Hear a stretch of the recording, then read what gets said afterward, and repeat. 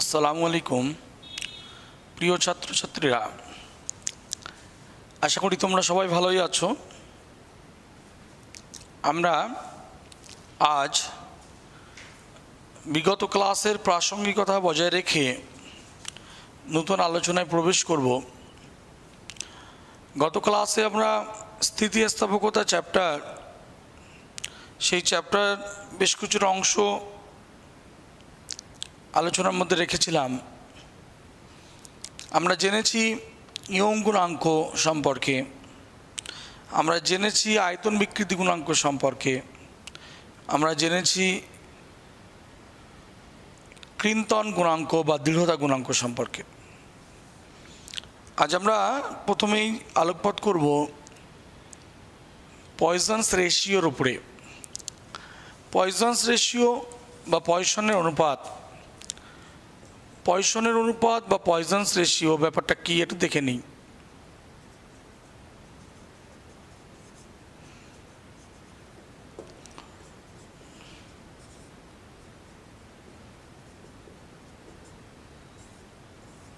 পয়সনের অনুপাত, বিজ্ঞানী পয়সন উনি বলছেন যে পার্শ্ব বিকৃতি এবং অনুদৈর্ঘ্য বিকৃতির যে অনুপাত, অর্থাৎ সাপোজ এটা একটা তার বা একটা রবার, মনে কর রবার, এটাকে যখন এই রাবারটাকে বল প্রয়োগ করা হলো এফ, তখন এটা যখন দৈর্ঘ্যে বড় হবে তখন কী হবে বলতো, একটু সরু হয়ে গেল, এমন একটু সরু হয়ে গেল। তাহলে ক্যাপিটাল এল দৈর্ঘ্য তার ছিল, স্মল এল দৈর্ঘ্যে তার প্রসারণ হলো। তার ক্যাপিটাল ডি ব্যাস ছিল, স্মল ডি পরিমাণ সংকোচন হয়ে গেছে, অর্থাৎ পাশাপাশি সংকুচিত হয়েছে স্মল ডি পরিমাণ, পার্শ্বীয় সংকোচন হয়েছে স্মল ডি, আর অনুদৈর্ঘ্য প্রসারণ হয়েছে স্মল এল। তো পয়সনস রেশিওকে আমরা সিগমা দিয়ে প্রকাশ করছি, পয়সনস রেশিওকে সিগমা দিয়ে প্রকাশ করছি। তো সিগমা ইকুয়ালস টু কী হবে, পার্শ্বীয় বিকৃতি বাই অনুদৈর্ঘ্য বিকৃতি, পার্শ্ব বিকৃতি বাই অনুদৈর্ঘ্য বিকৃতি।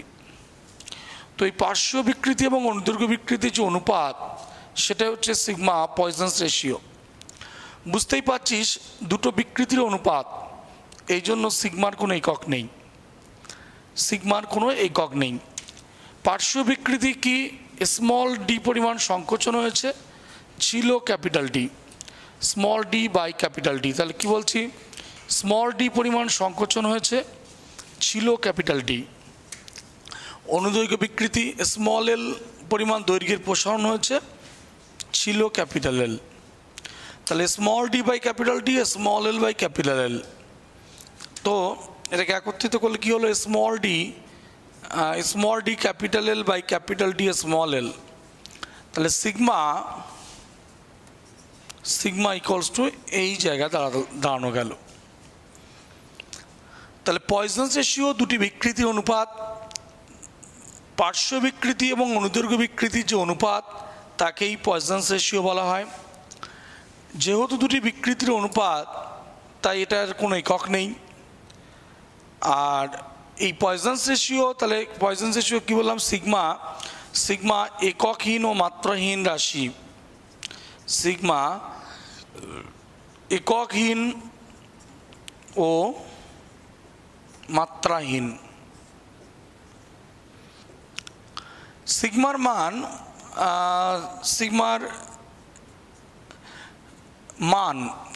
মান বলার আগে একটু বলি, সিগমা কিন্তু কোনো স্থিতিস্থাপক গুণাঙ্ক নয়,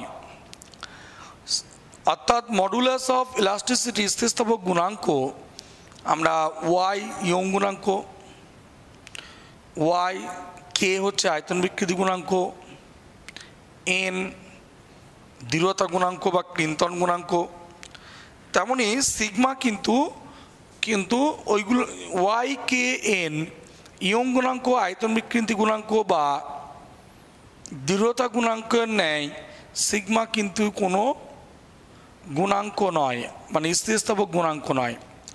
সিগমা স্থিতিস্থাপক গুণাঙ্ক নয়, কারণ স্থিতিস্থাপক গুণাঙ্ক হতে হলে অবশ্যই তাকে পীড়ন ও বিকৃতির অনুপাত হতে হবে।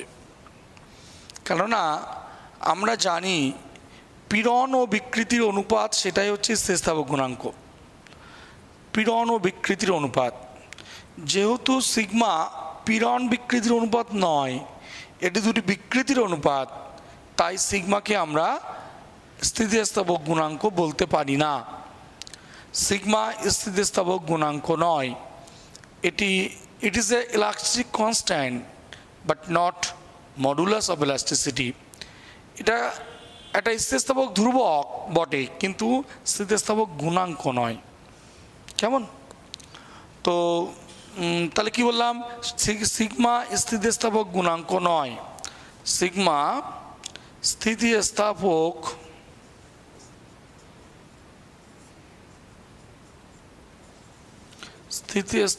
গুণাঙ্ক নয়, সিগমা স্থিতিস্থাপক গুণাঙ্ক নয়। সিগমার যে মান, তাত্ত্বিক মান, সিগমার মান একটা হচ্ছে থিওরিটিক্যাল ভ্যালু, তাত্ত্বিক মান।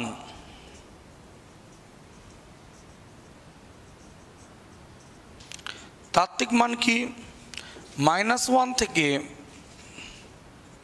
+12।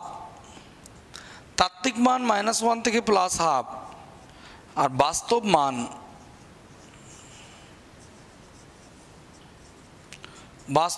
-0 থেকে +12,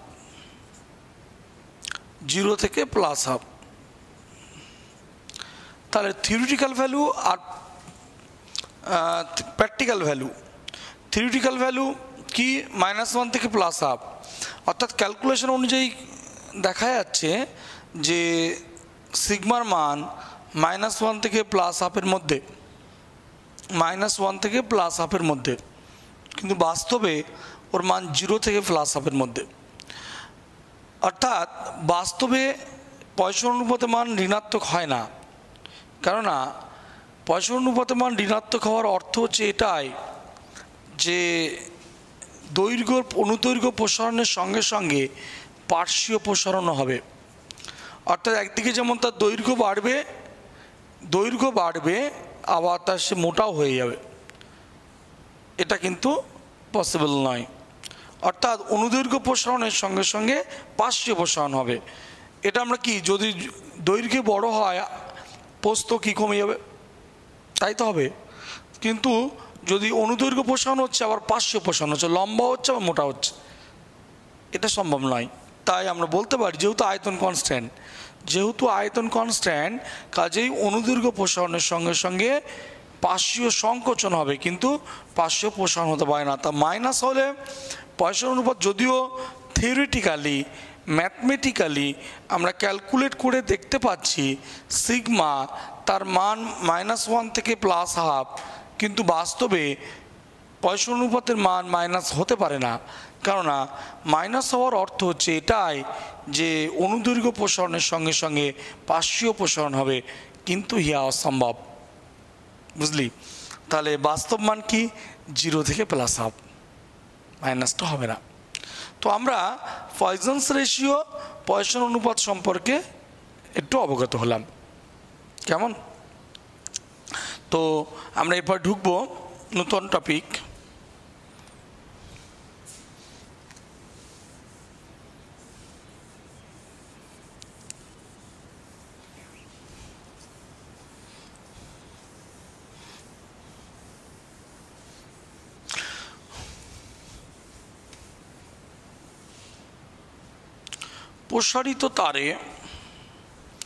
প্রসারিত তারে সঞ্চিত শক্তি।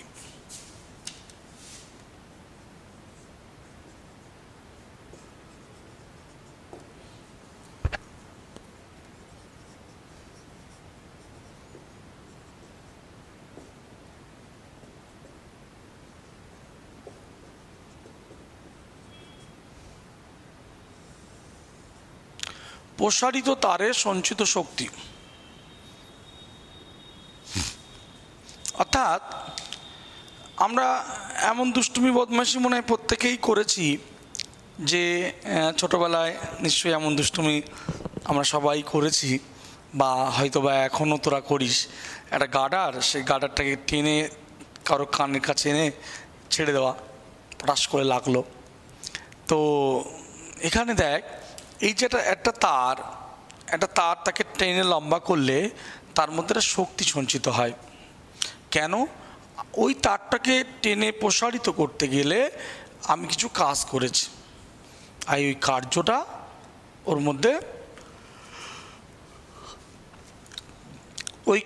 ওর মধ্যে স্থিতিশক্তিরূপে সঞ্চিত হয়। কি বললাম?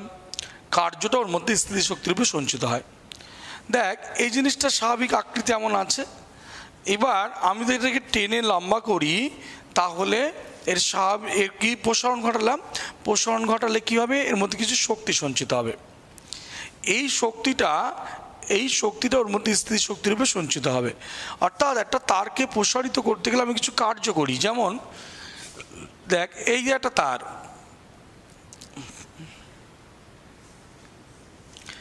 এই তারের প্রান্তভাগে যদি এফ বল দেওয়া যায়, দিলে এর সাপোজ কিছুটা প্রসারণ হয়েছে, সামান্য কিছু প্রসারণ হয়েছে। তুই বলবি যে একটু আগে যে আপনি প্রসারণ হলে শুরু করে দিচ্ছিলেন, তো এটা তো প্রসারণ করার পর তো শুরু করলেন না। তো কারণ এক্ষেত্রে প্রসারণটা খুব সীমিত হয়েছে। সীমিত হওয়ার জন্য সংকোচন যেটা হয়েছে সেটা খুব নগণ্য। ঠিক আছে? ওই জন্য এটাকে মোটামুটি একই দেখানো হয়েছে। তো ক্যাপিটাল এল হচ্ছে দৈর্ঘ্য এই প্রাথমিক দৈর্ঘ্য, স্মল এল হচ্ছে প্রসারণ। ক্যাপিটাল এল প্রাথমিক দৈর্ঘ্য, স্মল এল হচ্ছে দৈর্ঘ্যের প্রসারণ। তাহলে ক্যাপিটাল এল প্রাথমিক দৈর্ঘ্য, স্মল এল দৈর্ঘ্যের প্রসারণ কেমন? তো আমরা বলতে পারি, দেখ, যে এই ক্যাপিটাল এল দৈর্ঘ্য এবং এর প্রস্থচ্ছেদের ক্ষেত্রফল সাপোজ এ।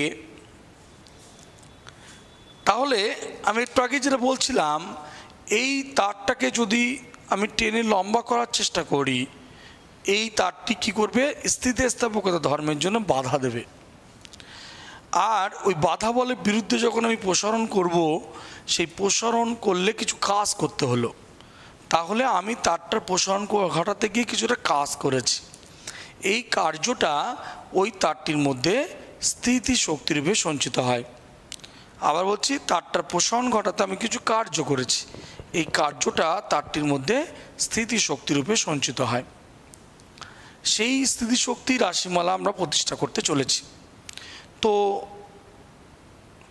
যতটা কার্য, তাহলে স্থিতিশক্তি কেমনভাবে বার করব?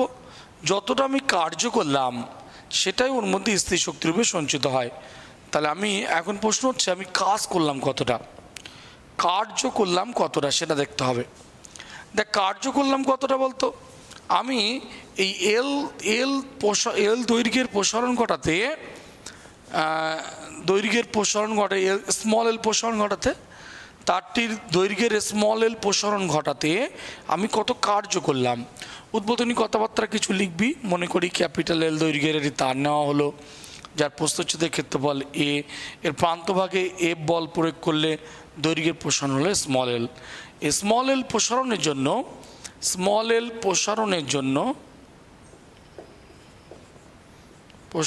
জন্য কৃতকার্য, স্মল এল প্রসারণের জন্য কৃতকার্য যদি বলি, তাহলে ডাব্লিউ ইকুয়ালস টু, এবার দেখ, এই যে কৃতকার্য মানে বল ইন্টু সরণ,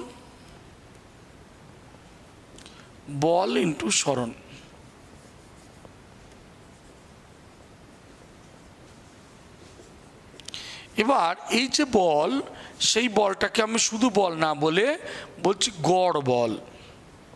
হঠাৎ করে গড় বল ইন্টু সরণ লিখলাম কেন বলতো? একটা বিষয় দেখ, এই যে স্মল এল প্রসারণ ঘটানোর জন্য যে এফ বল দেওয়া হয়েছে, এই বলটা কিন্তু সব জায়গায় সমানভাবে দেওয়া হয়নি। মানে প্রথমে বল কি বলতো শূন্য ছিল, একদম প্রথমে বল ছিল শূন্য। একদম প্রথমে বল ছিল 0, তারপর ধীরে ধীরে ক্রমশ বাড়তে এক সময় গিয়ে F। মনে কর একদম প্রথমে বল ছিল 0 নিউটন, তখন কোনো প্রসারণ হয়নি, তারপর 10 নিউটন দিলাম, 20 নিউটন, 30, 50, 70, 80, 90 করে 100 নিউটন বল দিয়েছে। এবার তাহলে এই যে স্মল এল প্রসারণ ঘটিয়েছে, এই স্মল এল প্রসারণ ঘটাতে কি আমি কনস্ট্যান্ট ফোর্স দিয়েছি? না, 0 থেকে বাড়তে 100 পর্যন্ত হয়েছে। তাহলে এই যে ফোর্সটা এটা কিন্তু কনস্ট্যান্ট নয়, স্থির বল নয়। তো 0 থেকে বাড়তে এক সময় 100। তাহলে এক্ষেত্রে যে কার্যটা যখন বার করব, বল ইন্টু সরণ যখন করব, শুধু বল না বলে বলতে হবে গড় বল ইন্টু সরণ।